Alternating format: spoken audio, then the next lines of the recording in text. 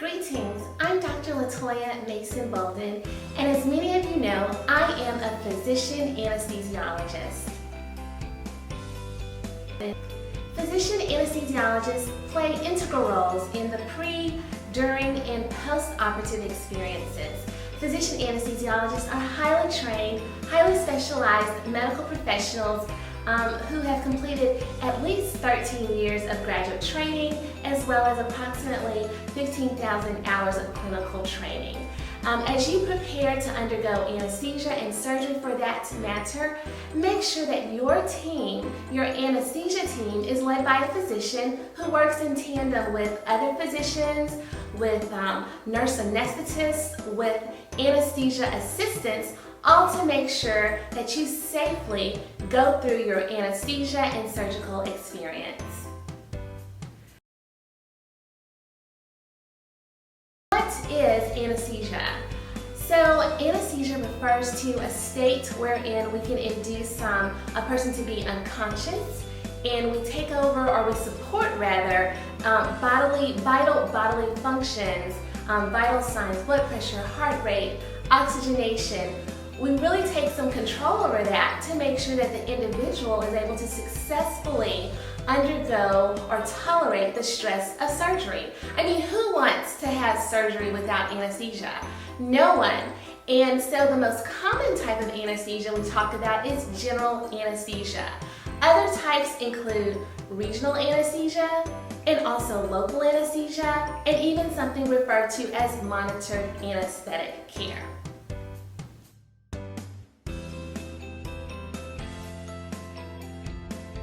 General anesthesia refers to when we administer anesthesia medicines either by a mask and or intravenously, that is via a peripheral vein that we have already accessed.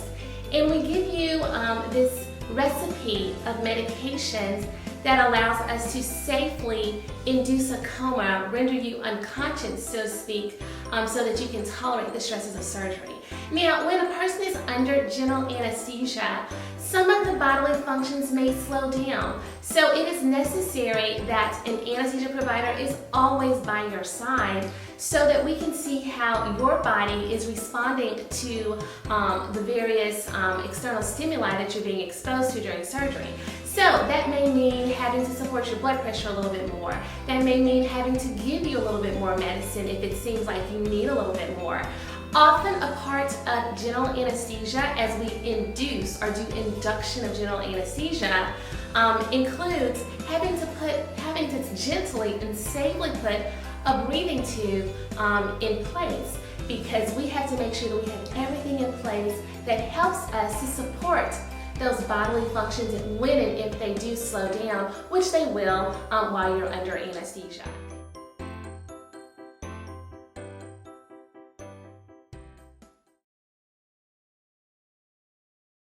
When we know that your surgery is done, when the surgeon is finished with his operation, we are able to safely reverse those medications, and then we're by your side as you wake up in the operating room, and we safely transport you over to the recovery or the post-anesthesia care unit, where you will continue to awaken totally from your anesthesia. So it's just a nice, gentle, a quick description of general anesthesia.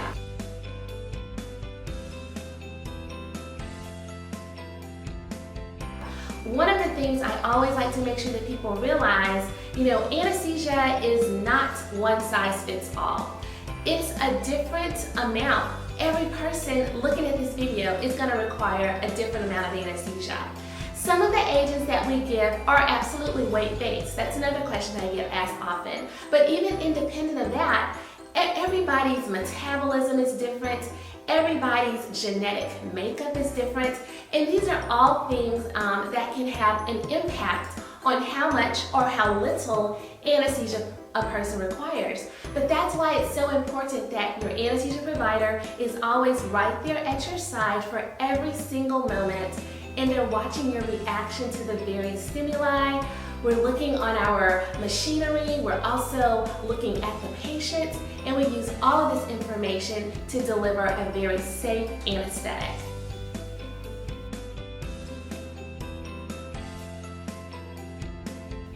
So let's talk a little bit about regional anesthesia.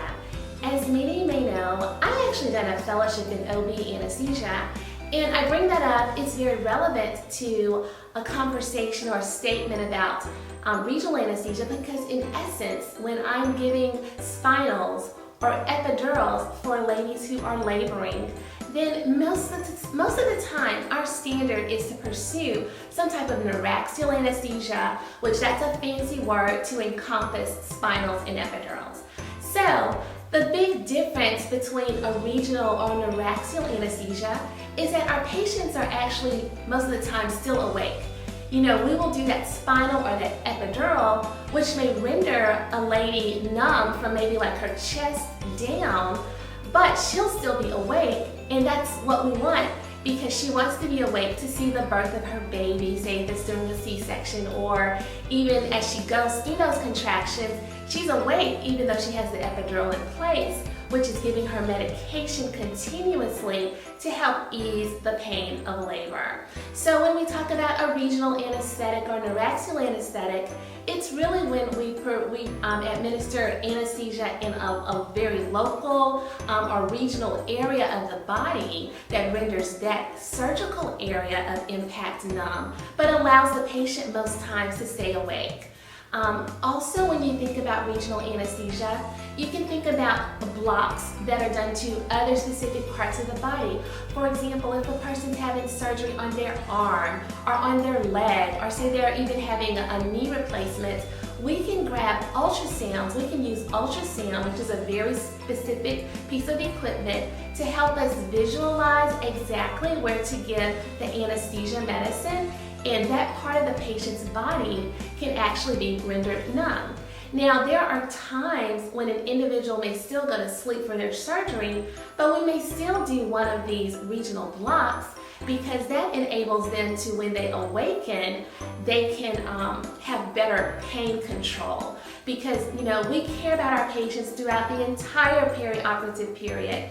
We want to make sure that we understand your medical history, that we can, because that helps us to tailor the anesthetic plan just for you. And we want you to do well, obviously, during the surgery, but then also when you awaken and get ready to go home, we want to make sure that we've done our part to make sure that you're going to be safe and as comfortable and pain-free as possible, even when you go home and recover. So now I'll say a word about MAC anesthesia or IV sedation. MAC is an acronym for Monitored Anesthetic Care, and that really refers to where we just safely give IV sedation. I like to think of it as a twilight zone. So if you have MAC anesthesia, you might still hear the surgeons or the anesthesiologist talking, and that's the goal. That's okay, because we just want to kind of render you in a nice IV continuum of sedation to safely undergo the procedure. So, you know, why would a person ever have MAC and not have general? Well, actually MAC is pretty much a standard if you're undergoing, say, a colonoscopy or some other GI or gastrointestinal procedures, because they just need you to have a nice continuum. Not necessarily for your anesthesia to be so deep that you need to be on a ventilator and have a breathing tube in your throat. With a MAC, our goal is for the patient to continue to maintain and protect their own airway, but it's a delicate art. You know, you can see why it takes all those years of clinical training and hours of practice, because you want to deliver just the right amount for the person to tolerate the procedure, yet you want to make sure that they're still breathing on their own. But if they do happen to forget to breathe, you want to be, we're right there, and we have the skill to do various maneuvers to encourage adequate ventilation and oxygenation again. So that's why it's so important that you're not just handing your anesthetic care over to anyone. Do your research, do your homework about the place where you're having your surgery, and make sure that, you know, it's an anesthesia care team, because it takes all of us working together to take safe, excellent care of our patients.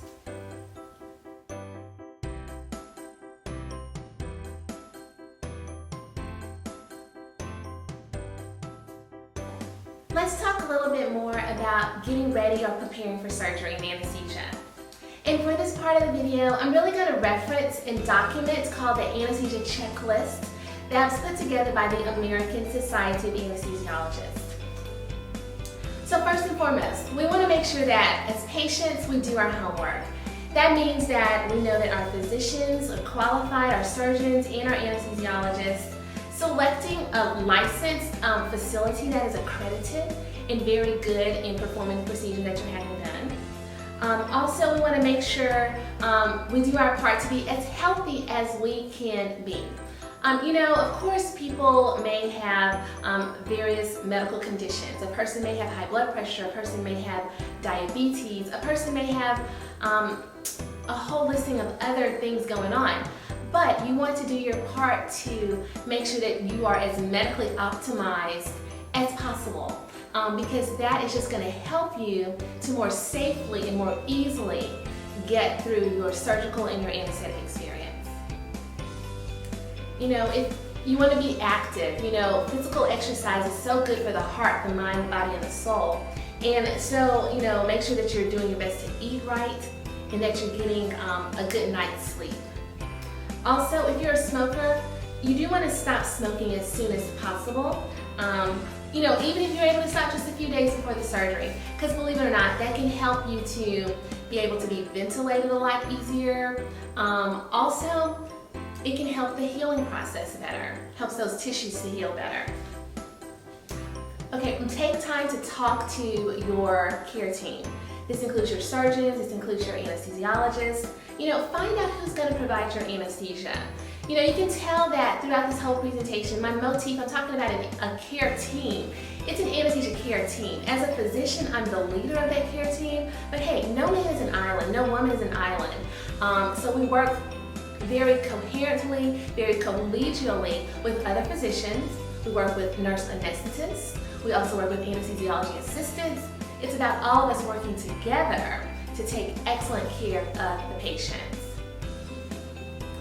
Take time to talk to your physician anesthesiologist. Discuss your health, your medications, discuss previous experiences that you or family members may have had with anesthesia. And then, just be honest and transparent. If you have fears or concerns, hey, ask us those questions. We really want to know so that we can ease or allay any anxiety or fears. Knowledge is power, and we are here for you. We're in this together. Your anesthesiologists want to see you do very, very well. And so in many ways, that's really the premise why I wanted to put together this video in the first place, is to really try to promote accurate education, knowledge regarding the whole surgery and anesthetic experience.